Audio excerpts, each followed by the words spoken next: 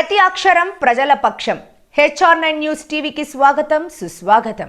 ఎన్టీఆర్ జిల్లా గొల్లపూడిలో ఉన్న బీసీ సంక్షేమ భవన్ ను పరిశీలించిన గౌరవ బీసీ సంక్షేమ శాఖ చేనేత జౌళి శాఖ మంత్రి ఎస్ సవితమ్మ అనంతరం మీడియాతో మాట్లాడుతూ నా బీసీ నా బడుగులని ఓట్లు వేయించుకొని బీసీలను అన్ని రంగాలలో మోసం చేసిన పార్టీ జగన్ పార్టీ అని, బీసీలకు పెద్దపీట వేసిన ప్రభుత్వం తెలుగుదేశం పార్టీ అని మంత్రి సవితమ్మ అన్నారు.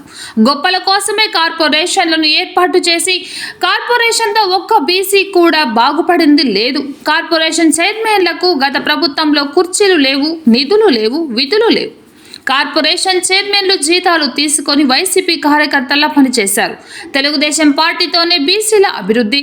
జనాభా లెక్క ప్రకారం బీసీ కార్పొరేషన్లకు నిధులకు కేటాయించి బీసీలకు పూర్వవైభవం తెస్తామని మంత్రి సవితమ్మ తెలియజేశారు. అందరికీ నమస్కారం. మరి ఈరోజు రాష్ట్ర వ్యాప్తంగా 50% జనాభా కలిగిన నా బీసీ సోదరులందరికీ శిరస్సు వంచి ధన్యవాదాలు కూడా తెలియజేసుకుంటున్నాం. మరి గతంలో ఏవైతే 14-19 తెలుగుదేశం ప్రభుత్వంలో తెలుగుదేశం పార్టీ పుట్టినప్పటి నుంచి బీసీల పునాదుల నుంచిన పార్టీ తెలుగుదేశం పార్టీ.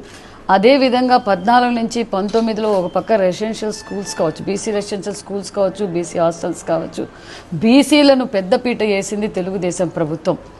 19 నుంచి 24 వరకు ఏం జరిగిందో మన రాష్ట్ర వ్యాప్తంగా తెలుసు. 2019లో నా బీసీలు నా బడుగు బలహీన వర్గాలని చెప్పి ఓట్లేయించుకున్న వైసీపీ పార్టీ ఈరోజు బీసీలను అన్ని రంగాల్లోనూ అణగదొక్కింది. ఎవరంటే మనం ప్రత్యక్షంగా చూస్తున్నాం. ఈరోజు ఇక్కడ బీసీ భవన్కి వచ్చాను.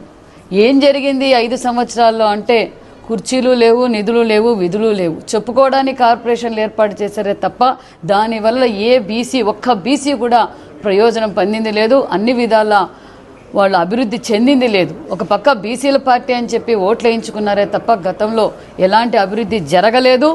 బీసీల ద్రోహి ఎవరంటే జగన్మోహన్ రెడ్డి గారు, జగన్మోహన్ రెడ్డి పార్టీ అనే చెప్పాలి. గతంలో ఏదైతే బీసీలకు పూర్వ వైభవం 14లో నుంచి 19 వరకు ఎలాగైతే బీసీలకు గౌరవంగా అన్ని రంగాల్లోనూ ముందుకు వెళ్ళారు అంటే అది అందరికీ తెలిసిన విషయం. బీసీల పార్టీ తెలుగుదేశం పార్టీ. ఈరోజు బీసీలు అందరూ తెలుగుదేశం పార్టీకి అండగా ఉన్నారు, ఎన్డీఏ కూటమికి అండగా ఉన్నారు. ఖచ్చితంగా పూర్వ వైభవం తీసుకొస్తాం.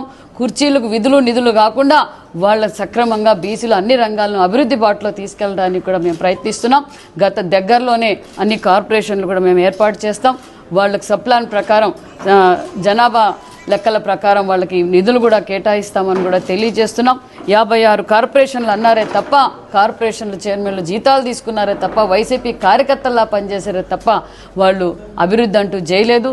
తెలుగుదేశం ఎన్డీఏ కూటమి ప్రభుత్వంలో ఖచ్చితంగా బీసీలను గౌరవిస్తాం. అన్ని రంగాల్లోనూ బీసీలను అన్ని విధాలుగా అభివృద్ధి బాటలో తీసుకెళ్తామని కూడా తెలియజేస్తున్నాం. చంద్రబాబు నాయుడు గారు కూడా నాకు ఒక పెద్ద కుటుంబాన్ని ఇచ్చారు.